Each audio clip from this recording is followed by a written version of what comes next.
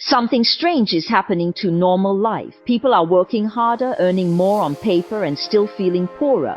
A good salary no longer feels safe. Buying a home feels out of reach. Having children feels financially dangerous. And millions of people who did everything right are starting to ask the same uncomfortable question. What if the middle-class life they were promised is no longer priced for them?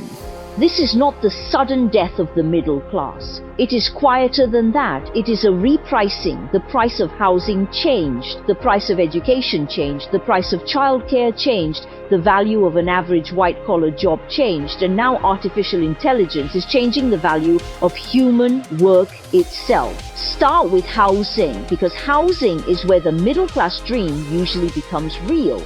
For decades, the deal was simple. Work hard, build credit, buy a home, and let time do the rest. But that deal depends on one thing. The monthly payment has to make sense. When home prices rise, mortgage rates stay high, insurance rises, and taxes rise, the same house becomes a completely different financial product. The house did not just become more expensive. The future attached to that house became more expensive.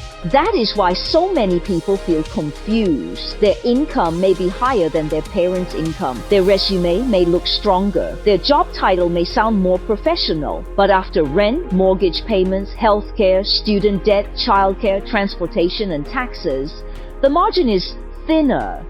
And when the margin disappears, the middle class stops feeling like security. It starts feeling like a treadmill.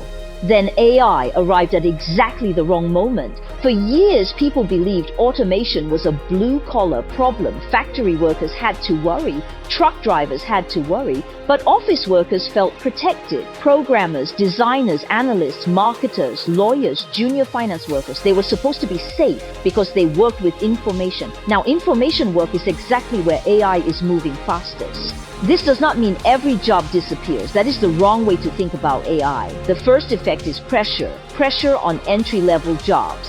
Pressure on wages. Pressure on workers who only do average, repeatable tasks. The person who uses AI well may become more productive, but the person who competes against AI without leverage becomes easier to replace.